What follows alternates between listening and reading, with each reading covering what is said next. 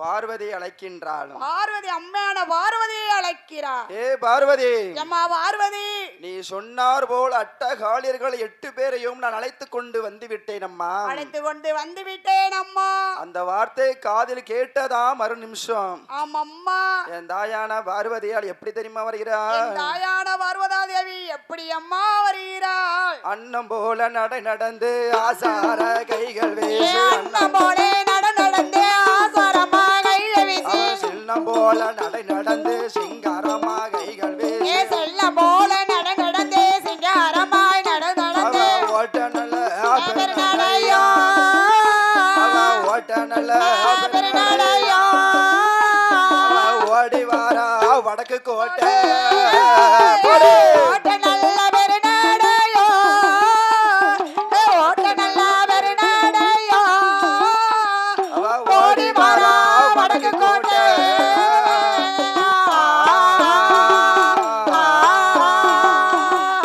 தாயாகப்பட்ட பார்வதியாகப்பட்டவளோ, என் அம்மையானப்பட்டவளோ, அடியே அக்கா தங்கையே பார்க்க வேண்டும் என்றும் என்று அடியே வடக்கு கோட்டை வாசலை வந்து பார்க்கின்றாள்.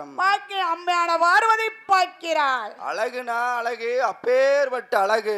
உலகத்திலே ஒரு சூரியன் தனமா இருக்க, அடுத்த சூரியன் வந்து பிரகாச போல இருக்கிறியம்மா. அடியே துள்ளுமாவும் அப்படியே பச்சரிசியும் பிடிச்சா எப்படி இருக்கும்? எப்படி கலகலன்னு இருக்கும் அது இருக்கம்மா. அடியே மஞ்சள். ஐயோ அப்பா அப்பா, அழகுல மயங்கிதான் என் தங்கச்சி திருநெல்வேலியில இருந்து வந்திருக்கா. எங்க இருந்து? திருநெல்வேலியில இருந்து. அப்படியா? பாப்பா அடிச்சிருவா. சரி, உடனே பார்வதியால் அண்ணனை அழைக்கின்றான். மாய கண்ணனை அழைக்கிறான்.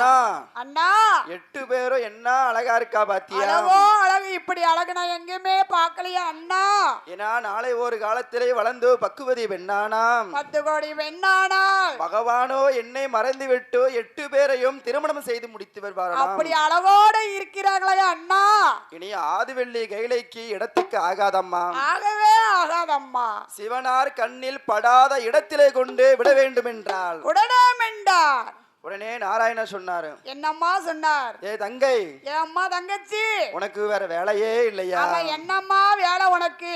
நீ கொண்டு வர சொன்ன, கொண்டு வந்துட்டேன். ஆமா, இனி நாகலோக பட்டினத்திற்கு என்னால் கொண்டு போக முடியாது. அண்ணன் தங்கச்சி சொன்னா அண்ணன் கொண்டு வந்துட்டேன், இதுக்கு மேல என்னம்மா செய்யணும்? ஏன்னா நாகராஜனுக்கும் நாகக்கண்ணிக்கும் முக்தி மோட்சத்தை கொடுத்துட்டாரு. கண்டிப்பாக இனி எங்க கொண்டு விட வேண்டும் விட வேண்டும் என்று தெரியவில்லை அம்மா என்று நாணத்தால் அறிந்து பார்த்தார் என் பெருமாள் கோபால கண்ணனாக திருஷ்டியால அறிந்து பார்த்தார். அங்கே சந்தனமா சோலைகளே சக்தி மகாமுனிவர் ஆகப்பட்டவர் 6 அறிவையோ 3 வாசையும் அடக்கி கொண்டு அடியே பகவானை நினைத்து தவமதும் இருந்து கொண்டே வருகிறார். ஏன்னா பகவானுக்கு என்ன தேவை?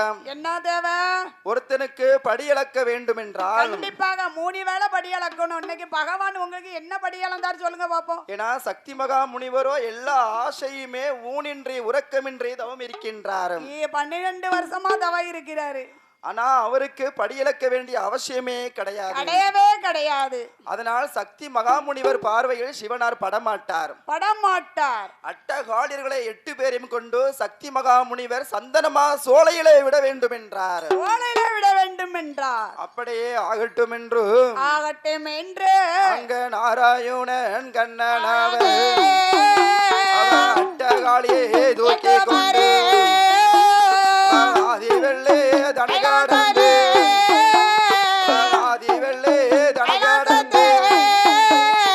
சந்தனமா சோலைக்கு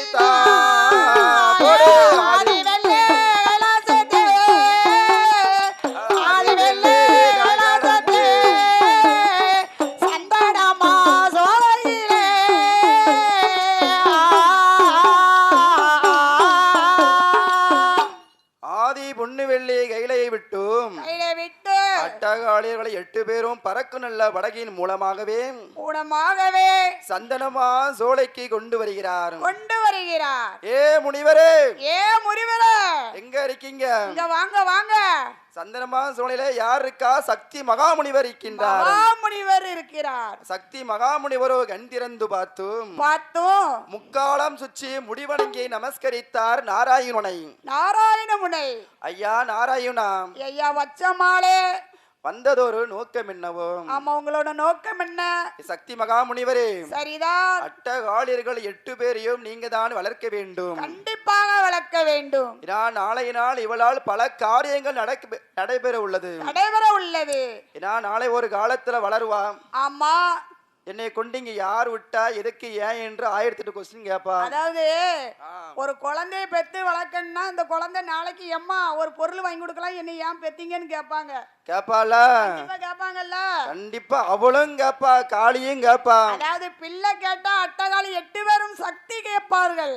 உடனே சக்தி மகாமுனிவரிடம் நாராயணன் சொல்றாரு, அவர் என்ன பச்சைமால் சொல்லுகிறார், பிறந்ததொரு விஷயத்தை நீங்கள் சொல்லக்கூடாது, சொல்லவே கூடாது. அப்படி சொன்னீரானா 3.25 நாளிலே சிரசானது வெடிக்க கடவது என்று சாபத்தை கொடுத்து மறைந்து விட்டார். மறந்து விட்டா மாமுனிவர். அன்று நாள் முதலே ஆமம்மா அவர் சந்தனம்மான் சோலைகளே சக்தி மகாமுனிவராகப்பட்டவர். முனிவராகப்பட்டவர் அட்டகாளியர்களை எப்படி தெரியுமா வளர்த்து கொண்டு வருகிறார்? எப்படி ஐயா வளர்த்து வருகிறார்? அட்டகாளிக்கு வயசு 6 வயது. 6 வயது ஆகியுள்ளது. அழகுனா அப்படி அழகோ அழகு. அவ்வாறு நல்ல வயதிலே அருங்கழிவே படித்து வந்தார். 6 வயதிலே ஆறறிவே படித்து வந்தார். 8 நல்ல வயதிலே ஏகாரமா வளர்ந்திருக்கார். 8 நல்ல வயதிலே ஏகாரமா வளர்ந்து வந்தார். 10 நல்ல வயதிலே பக்குவதி பெண்ணுமானா. 10 நல்ல வயதிலே பக்குவமா வளர்ந்து வாரா. 16 வயதிலே 16 வயதிலே பாக்கியமா வளர்ந்திருக்கா. 16 வயதிலே 16 வயதிலே பாக்கியமா வளர்ந்து வாரா.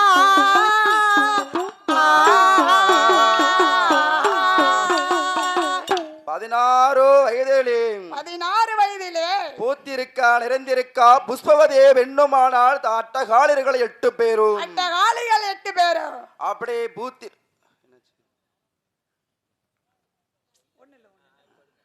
பூத்திருக்கா நிறைந்திருக்கா புஷ்பவதே வெண்ணுமானா. புஷ்பமணில வெண்டுமானா. அவ எப்படி தெரியுமா அழகா இருக்கா? அவர் எப்படி ஐயா அழகோட இருக்கிறார்? அவ ஓலை பூவு சாயலில ஒரு பாகம் தலையழகா. ஓட பூவே சாலையிலே ஒரு பாட சாலை இருக்கா.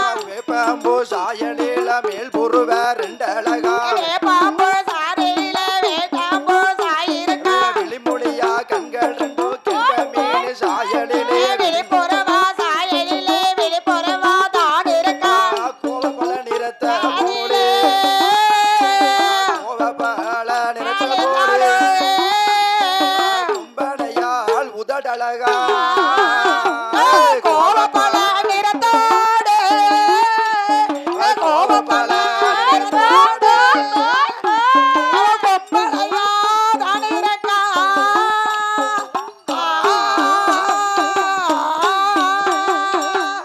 தாயான காளி எம்மா காளி அம்மா.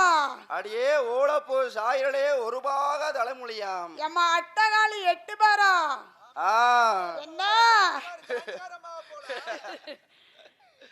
அடியே வேப்பம்பூ சாயிரலே புருவங்கள் 2 அழகாம். எண்டானால் அடியே கோவப்பல நிறத்த போல கொம்பனையான் உதடழகாம். உதட்டழகா.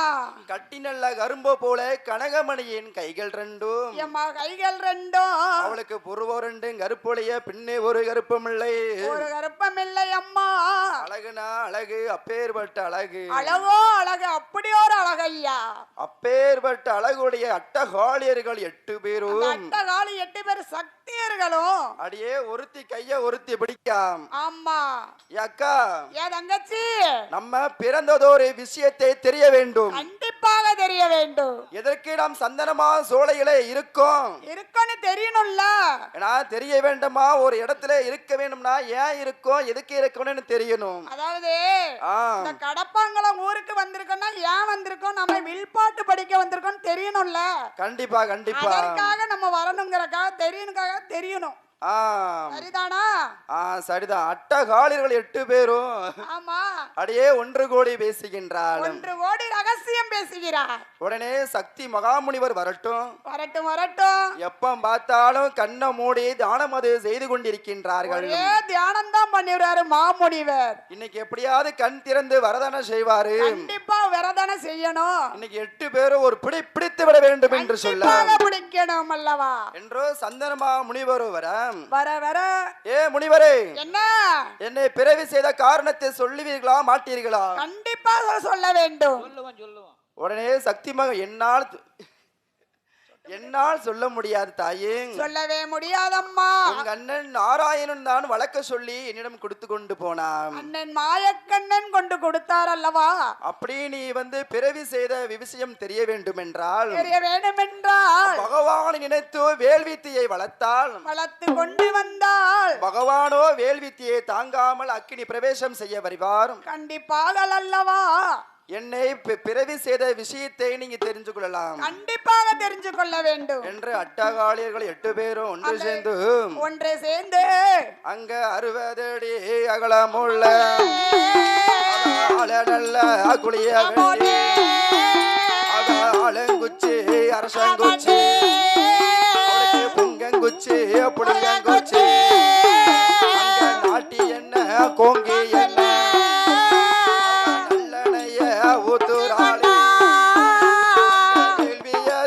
வளர்ந்தேடுமா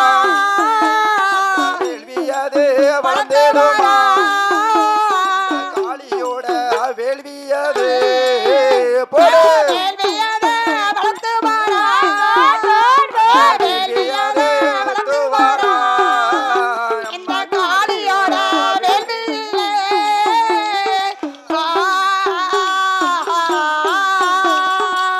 அட்டகாலியர்கள் 8 பேரும் சென்று வேள்வியை வளர்த்துக் கொண்டு வருகிறார் அல்லவா? வேள்வி தீயானது ஆதி பொன்னுவெள்ளி கைலைக்கு செல்கிறது. ஆதி வெள்ளை கைலைக்கு செல்கிறது. அங்கே பகவானால் இருக்கவே முடியவில்லை. ஏ பார்வதி அட்டகாலியர்களை உங்க அண்ணன்ட்ட சொல்லி வழக்க சொல்லி கொடுத்தியா, என்ன கொல்ல சொல்லி கொடுத்தியா? ஆமா, இது காரணத்தை எனக்கு தெரிய வேண்டும் அல்லவா? இந்த பத்திரகாளி வளர்த்த வேள்வித்தியான பகவானுக்கு பொறுக்கலையம்மா.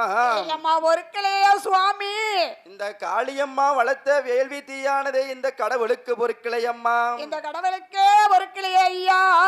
பார்வதியால் சொல்லுகிறாள். அம்மையான பார்வதா தேவி சொல்லுகிறாள், பகவானே ஆதிவள்ளி கையிலே இருந்து கொண்டு வாருங்கள் என்று சொல்லுகிறார். நான் வேள்வி அணைத்துக் கொண்டு வருகிறேன் என்று சொன்னான். வேள்வி அணைத்துக் கொண்டு வருகிறேன் என்று சொல்றார். உடனே பகவான் சொல்றாரு, எம்பெருமான் சொல்லுகிறார், அம்மா பார்வதி, என்ன நீ போனா திரும்பி வரமாட்டேன். ஆமா, ஏன்னா அன்று ஒரு காலத்துல தர்க்கன் வேள்வி தீ அணைக்க நீ போனில்ல. கண்டிப்பாக நீ திரும்பி வந்தியா? வரவே இல்லையே. அக்கினி வேள்வி தீவுல இறங்குன மடிந்து போனாள். நான் தான் உனக்கு உயிர் கொடுத்து அழைத்து வந்தேனம்மா. இந்த கால்வியோட வேள்வி தீக்கு நீ போனால் சரிதான் அம்மா, அதிலே நீ மடிந்து விடுவாள் என்றார். மடிந்து விடுவேன் என்றார். நான் புருஷன் இல்லாத உலகத்திலே இந்த பத்தினி நான் வாழவே மாட்டேன். ஏன்னா புருஷனுக்கு ஒண்ணுனா பத்தினி உசுரும் கொடுப்பா, கண்டிப்பாக கொடுப்பா என்றோ பார்வதியை நான் கொடுக்க தயாராக இருக்கிறேன் என்று சொல்லி கொலையும் செய்வாள் பத்தினி. அவ வேப்பங்கூட கையில எடுத்து வாராளே காளியம்மா, அவ திரிசூலம் கையில எடுத்து அவ சக்தியவ பைரவரா, அவ சந்தனமா சோலைச்சிட்டா, அவ சக்தியவ பைரவரா, சந்தனமா சோலைக்கு சக்தியவ பயணம் வந்து ஏ காளியர்களே, பகவான் இல்லாத பூ உலகில் உங்களால் வாழவே முடியாது. வேள்வியை அனைத்திடம்மா, இறைவனையும் காத்திடம்மா, அக்கினியை அனைத்திடம்மா, நீ ஆண்டவனையும் காத்திடம்மா. காளியர்களே, பகவானையும் காத்திடம்மா. பகவான் இல்லாத உலகில் பார்வதி நான் வாழ மாட்டேனம்மா. நான் வாழவே மாட்டேனம்மா. நான் மாவிளப்பேன், பூவிளப்பேன், மஞ்ச குளிச்சு நான் மறப்பேனம்மா. நான் மறப்பேனம்மா. என்றோ பார்வதியோ காளியிடம் வேண்டினாள். அக்கா, என்ன நீ எதற்கு வந்தாய்? நான் எதற்கு வந்தேன்? நான் பகவானை நோக்கி நான் தவம் செய்து இருந்து கொண்டிருக்கின்றேன். தவன் கொண்டு இருக்கிறேன் அல்லவா? நீ போ, பகவானை வர சொல் என்றாள். வர சொல் என்றார். பார்வதியோ கேட்டபாடு இல்ல. கேட்டவே இல்லையே. உடனே பார்வதி நினைத்தாள், என்னை நினைத்தாள்? பகவான் இல்லாத பூல் உலகில் நாம் வாழ்வது எந்த ஒரு பிரயோஜனமும் கிடையாது. வாழவே இல்லை. சிவன் இல்லனா சக்தி இல்லை, சக்தி இல்லனா சிவன் இல்லை. அக்கினியில் இறங்க வேண்டும், உயிரை மாள வேண்டும், அக்கினியை அணைக்க வேண்டும் என்று சொல்லி அங்க அம்மையான பார்வதி கையில் எடுத்து சுத்தியை வளர்த்தவாரா, வளர்த்த சுத்தியை எடுத்தவாரா, அக்கினியில் இறங்கிட்டாளே தாயான பார்வதியால் அக்கினியிலேயே இறங்கிட்டாள். அக்கினியிலே இறங்கி கொண்டாள். அட்டகாலியர்கள் 8 பேரும் பார்த்தார்கள். அக்கா இப்படி அக்கினிலே இறங்கிட்டாள. ஆமா, அக்கா இல்லாத பூ உலகிலும் வாழலாமா? வாழவே முடியாத. பகவானோ இப்ப வருவாரு. ஆமா, நம்மளுக்கு சாபத்தை கொடுத்து விடுவார். கண்டிப்பாக கொடுத்து விடுவார். அக்கா போன இடத்திற்கு நம்மளை செல்ல வேண்டும் என்று சொன்ன அட்டகாலி 8 பேர்கள் சென்றார்கள். அக்கா இறங்கின இடத்திலே அட்டகாலிகள் 8 பேரும் மலமலமலன்னு இறங்கிட்டா. இறங்கி கொண்டே வருகிறார்கள். அட்டகாலிகள் 8 பேரும் கருகி உருகி போனார்கள். பகவான் நினைக்காரு என்ன? ஏன்னா அட்டகாலிகள் 8 பேரும் கையாளதாம். சரிதான். அங்க பொல்லாத மகுடன் ஆகப்பட்டவன் ஆளுவதற்கு விதி இருக்கு. ஆமா, அட்டகாலிகள் 8 பேரையும் நாம் உயிர்ப்பிக்க வேண்டும் என்று, கண்டிப்பாக உயிர்ப்பிக்க வேண்டும் என்று சந்தனமா சோலைக்கு வருகிறார். தீர்த்தமும் திருநாரும் கொண்டு கொடுத்து கொண்டு திருப்பிரம்பால் தட்டுகின்ற வேளையிலே அவர் தூங்கி நல்ல முழித்ததோப்பும் தாயான காளியம்மா மாரியாக பிறந்தவாளா அட்டகாளி 8 பேரும் தூங்கி நல்ல முழித்தது ஓட்ட நல்ல பெருநடைய ஓடிவாரா பகவானே. பகவானே, என்னை பிறவி செய்த காரணம் என்ன சொல்ல வேண்டும். கண்டிப்பாக சொல்ல வேண்டும். எங்களுக்கு பேர் நாமத்தை கொடுக்க வேண்டும் என்றார். கண்டிப்பா கொடுக்கணும். அதாவது ஒரு குழந்தை பிறந்தா ஒரு பேரு கொடுப்பல்ல, அதே போல ஒரு பேரு கொடுக்க வேண்டும் சுவாமி என்றார். என்று சொல்லி நீ மாறி பிறந்த காரணத்தினாலே உனக்கு மாரியம்மன் என்று பேர் நாமத்தை கொடுத்தார். இருக்கங்குடி மாரியம்மன் என்று சொன்னார். நீ அக்கினியிலே வாய்ந்ததாலே அக்கினி மாறி என்று ஒரு நாமம். நீ வடக்கு முகமாகவே எழுந்த காரணத்தினாலே வடக்குத்தியால் என்று ஒரு நாமம். கருகி உருகி பிறந்ததாலே கரு மாரியம்மா ஒரு நாமம். மாரியம்மா என்று ஒரு நாமம். தாயான பார்வதியா முதலா விழுந்தாளம். அம்மா 9வது நபராகவே திரிசூலத்தை எடுத்துக்கொண்டு வந்தாள். நவக்கிரக நாயகி என்று வேறு நாமத்தை கொடுத்தார். என்றோ நாமத்தை கொடுத்து சொல்லுகிறார். பச்சரிசி மனமதிலே பொல்லாத மௌனனாகப்பட்டவன் வாசம் செய்து கொண்டு வருகிறார். அந்த மௌனனை வதமுடிக்க வேண்டும் அம்மா. 12 வருஷம் வசம் செய்து வருகிறார். 1 வருஷமா 2 வருஷமா 12 வருஷம் அல்லவா? 12 வருஷமாகவே தவம் இருந்து அம்மா 1000 வருடங்கள் அழியாத வரத்தை வாங்கினவன். 1000 வருடம் அழியாத வரத்தை வாங்கிக் கொண்டு எந்த ஒரு ஆயுதத்தாலையும் சாக மாட்டான் அம்மா. சாகவே மாட்டேன் என்று இரவிலையும் சாக மாட்டான், பகலிலையும் சாக மாட்டான், வீட்டிலையும் சாக மாட்டான், வெளியிலும் சாக மாட்டான். அப்பேர்பகுட்ட மகுடனை வத முடிக்கணும் அம்மா. மகுடனை வத முடிக்க வேண்டும் என்று அட்டகாலியர்களை 8 பேரடியும் 8 பேர்களும் அடியே சூலாயத்தை கையிலே கொடுத்தார். அம்மா சூலாயத்தை கையிலே கொடுத்தார். சூலாயத்தை கையிலே வாங்கிக் கொண்டு அம்மையான அட்டகாலி 8 பேரும் அடியே மகேந்திரகிரி பட்டணத்திற்கு வந்தும் மகேந்திரகிரி பட்டணத்துக்கு தான் சென்று வருகிறார்கள். அடியே கூடாரம் அடித்து தங்குகின்றாள். கூடாரம் எடுத்து தங்கி கொண்டு வருகிறார்கள். ஏன்னா நவராத்திரி ஒழுவிருந்தா கண்டிப்பாக. ஏன்னா சரஸ்வதி பூஜை. ஆமா 9ஆம் திருல சரஸ்வதி பூஜை. 10வது நாள் என்னது ஆயுத பூஜை. சூரனை சம்கரிக்கிற நாள். அதான் குலசேகர பட்டணத்துல நடக்கும் பாத்தீங்களா? என் தாயான கடலோர மாவட்டத்தில் இருக்காள கட்டளைக்கு முத்தாரம்மா. அவ சூரனை சம்கரிக்கிற நாளு. அடியே 9 நாள் நவராத்திரி குழுவிருந்தும் அத முத்து போடும் வித்தைக்காரி முனுநாக்கு குளவக்காரி என் தாயான முத்தாரம்மா காளியம்மா அட்டகாளியர்கள் 8 பேரும் அவ கொண்டு வந்த ஆயுதத்துக்கு ஒரு வேத்தி 9வது நாள் ஆங்கார குலவை இட்டாள்.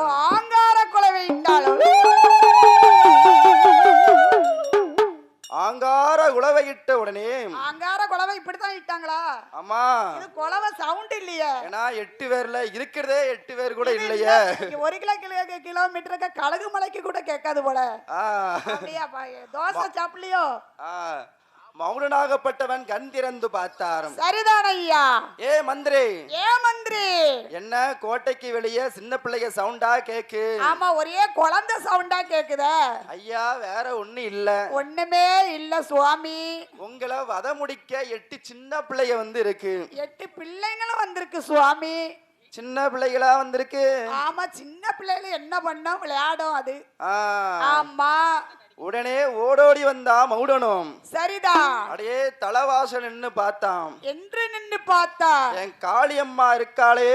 ஆமா, என் தாயான காளியம்மா இருக்கிறாளே. திரிசூலத்தை எடுத்தாம். இந்த கடப்பாங்குள காளியம்மா இருக்காளே. அடையே சங்கிலே ஒரு குத்து. அடியே மௌனுடைய ஒரு சொட்டு உதரமானது பூமியில விழுந்தா அடியே 1000 மௌனனாகவே பிறவி செய்கிறது. பிறவி செய்ய வேண்டும்.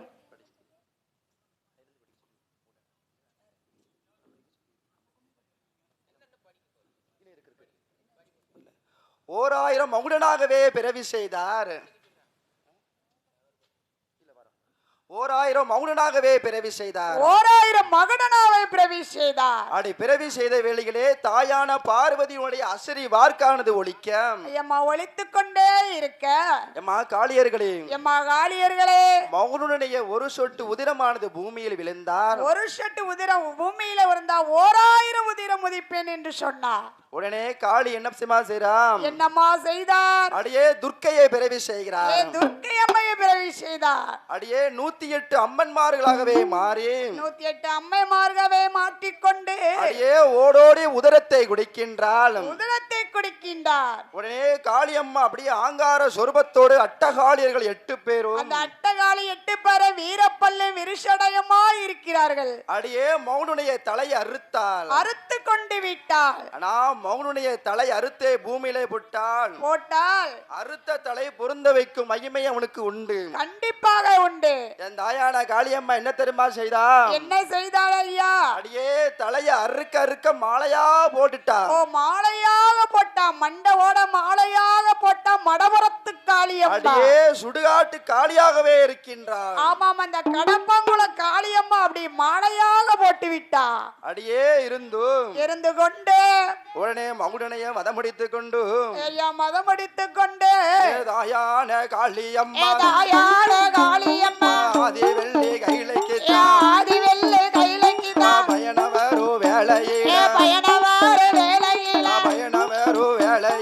பயணவரு வேளையில பார்த்தாரு பகவான் நல்ல புடியதான் குழந்தையாக உருப்படித்து கானகத்தில் விடுவாராம். குழந்தை சத்தம் காதில் கேட்டு தூக்கி மெல்ல வாராராம். 9 நபர்களாக ஆதி வெள்ளி கைலைக்குத்தான் அட்டகாளி பயணம் அடியே 9 நபர்களாகவே அட்டகாளியர்கள் 8 பேரும் ஆதிவெள்ளி கைலைக்கு வந்தார்கள். அம்மா வந்த காரணம் என்ன வந்த காரணத்தை சொல்ல வேண்டும் அம்மா. மௌனனை வத முடித்து விட்டாச்சாம். கண்டிப்பாக. ஆனா ஒரு தவறு செய்துட்டான். என்ன? அவனுடைய இரத்தத்தை அருந்திய காரணத்தினாலே என்னை ஆதிவெள்ளி கையில உனக்கு இடம் கிடையாதம்மா. இடமே கிடையாதம்மா. போகும்போது 8 பேரா போனா வரும்போது 9 நபர்களாகவே வந்திருக்கின்றீங்க. அதான 9 நபராக வருகிறார் அம்மா.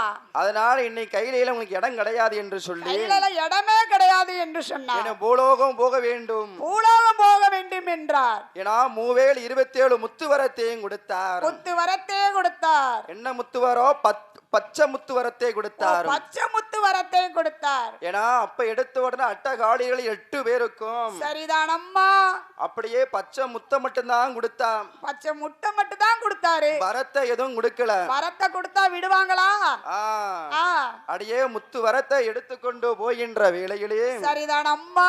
நாராயணோ கலகத்தை மூட்டம் ஒரு கலகத்தை போட்டார். உடனே பச்சை முத்து முளைக்குமா முளைக்காதா என்று நினைவேல் என்று நினைத்து கொண்டு வளர்த்த கிடா மார்பில் பாய்வதை போல வளர்த்த கிடா மார்பில் பாயுது போல அடியே பச்சை முத்தை எடுத்தா பகவான் மேல் அள்ளி வீசிட்டான். பகவான் மேலே அள்ளி வீசி கொண்டார். பகவானுக்கு உச்சந்தலை மேல் உள்ளங்கால் வரைக்கும் ஊசி குத்த இடம் கிடையாது. கண்டிப்பாக அடியே முத்தாளையே நிறைந்து விட்டார். ஏந்தி விட்டார். உடனே பார்வதி ஆகப்பட்டவளும் என் தாயானப்பட்ட பார்வதா தேவியானவளும் தலவாளை இளைவிரித்தும் பகவானை படுக்க வைத்தும் பகவானை படைக்க வைத்து வடக்கன் கோட்டை வாசலே சென்றோ வேந்தரசன் கோட்டைக்கு சென்றும் ஆமா வேப்பங்குலையை உடைத்து கொண்டு உச்சந்தலையிலிருந்து உள்ளங்கால் வரைக்கும் முத்தை இறக்குனா பார்வதி. அம்மையான பார்வதி இறக்கி கொண்டாள். உடனே பகவான முத்தை எடுத்து கையில எடுத்து திருவோட்டை கையில எடுத்தார். முத்தை போட்டு வரட்டிக்கிட்டாரு. உடனே பகவான் ஆகப்பட்டவர் பகவான் ஆஃப் ஆயில் போட்டாரு. உடனே காளி கேக்கா சரிதான் எம்மா பச்சை முத்து கொடுத்தா பூமியில முளைக்கும். நீங்க வருத்த முத்து குடிக்கீங்க. நீங்களோ வருத்த முத்து குடிக்கீங்க. சரிதான் பூலோகத்துல முளைக்குமா? அது எப்படி முளைக்கும்? கொடுத்தவன் வையகத்திலே பெரியவனால் இருந்து கொண்டால் வருத்த முத்தும் முளைக்குமா என்று சொல்லி ஆக்குவாரோ அழிக்குவாரோ அநேக கோடி வரங்கள் வாங்கி தாயான அட்டாகாளி எங்கே வருவாரானா அம்பிகையே காளியம்மா பூலோக தன்னதிலே காஞ்சிபுர தன்னதிலே நிலையமத தானுவாங்கி இருக்கங்கோடி மாறி என்று நிலையமத தானுவாங்கி கோவில் பட்டி வழியாக வழி ரோட்டு பாத கழுகுமல தான் கடந்து காப்பானல்ல ஊருக்குள்ள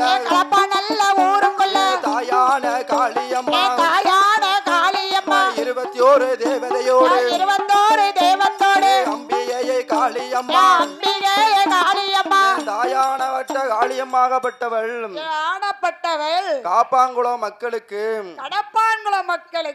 அடைய மக்களை ஒரு பயிராகவும் இந்த மக்களுக்கு வரம் கொடுக்க வேண்டும் என்று என் தாயாகப்பட்ட காளியம்மா மக்களை ஒரு பயிராகவும் காளியம்மா ஒரு வேலியாகவும் நின்று கொண்டு ஓம் கிரீம் லிங்காரமான பீடத்தில் நின்று கொழுவிருந்து கொண்டு வாராளே.